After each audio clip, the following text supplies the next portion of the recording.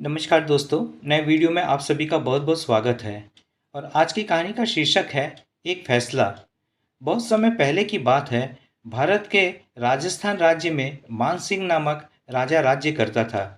उसके ही राज्य में एक नगर में एक समझदार न्यायाधीश रहता था, जिसकी न्यायप्रियता के चर्चे दूर दूर तक फैले हुए थे। जब राजा के कानों में उसकी प्रियता के चर्चे पहुँचे, तो उसने उसकी परीक्षा लेने का निर्णय किया। वो घोड़े पर सवार हुआ और न्यायाधीश के नगर की ओर चल पड़ा। जब वह नगर में प्रवेश द्वार पर पहुंचा, तो वहां उसे एक अपाहिज भिखारी बैठा दिखाई पड़ा। भिखारी ने राजा को रोकने का संकेत किया। राजा रुक गया। उसने राजा से कहा, मेरी मदद कर दो, मुझे अगले चौक तक छोड़ दो। राजा ने उसे घोड़े पर बिठा लिया।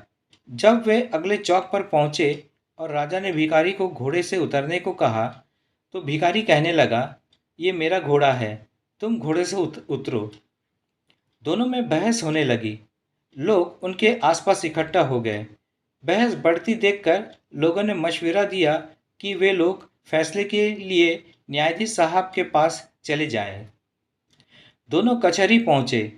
कचहरी में बहुत भीड़ थी। न्यायाधीश साहब एक एक करके सबको बुलाकर उनकी दलीलें सुन रहे थे। सबसे पहले उन्होंने एक लेखक और किसान को बुलाया। उनके साथ एक महिला भी थी। लेखक ने उस महिला की तरफ इशारा करके कहा, न्यायाधीश साहब, ये महिला मेरी पत्नी है। किसान ने कहा, यह झूठ बोल रहा है। न्यायाधीश महोदय, ये मेरी पत्नी है। न्यायाधीश महोदय ने उनकी दलीलें सुनी। लेखक और किसान को उन्होंने अगले दिन आने को कहा। उस महिला को रोक लिया। उसके बाद उनके सामने कसाई और तेली हाजिर हुए। कसाई के कपड़ों पर खून के छींटे थे।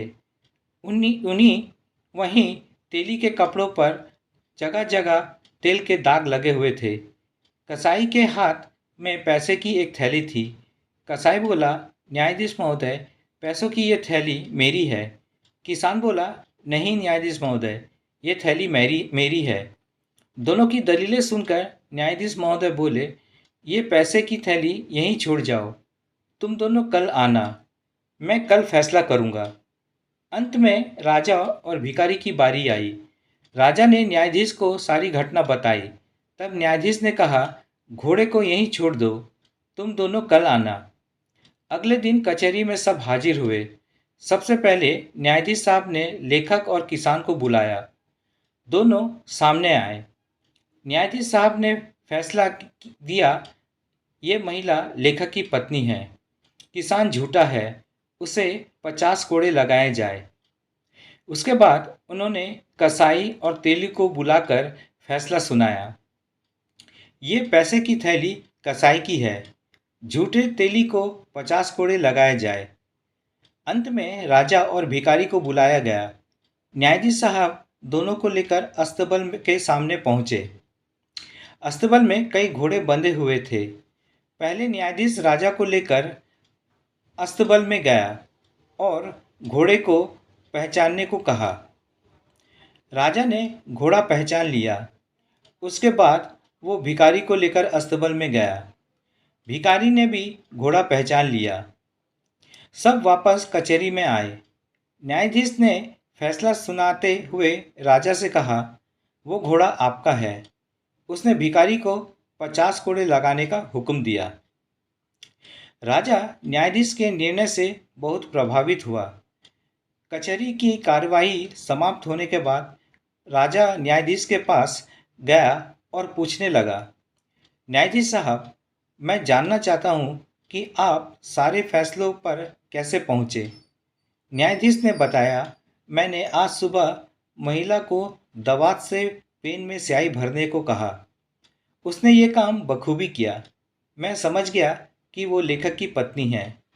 पैसों की थैली से सिक्के निकालकर मैंने रात में पानी के बर्तन में डाल दिए थे। सुबह मैंने देखा कि पानी की सतह पर तेल नहीं तैर रहा। मैं समझ गया कि तेली झूठ बोल रहा है। वो पैसों की थैली कसाई की है। घोड़े का मामला जरा पेचीदा था। फिर आप निर्णायक तक कैसे पहुंचे? राजा ने पूछा।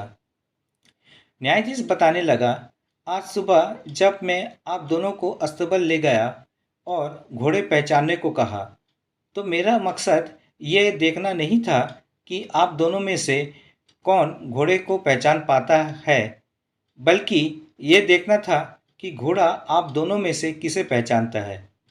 जब आप घोड़े के पास पहुंचे तो घोड़ा खुशी से पूंछ हिलाने लगा, किंतु जब भिखारी घोड़े के पास गया तो उसने अपना पिछला पैर उठाया।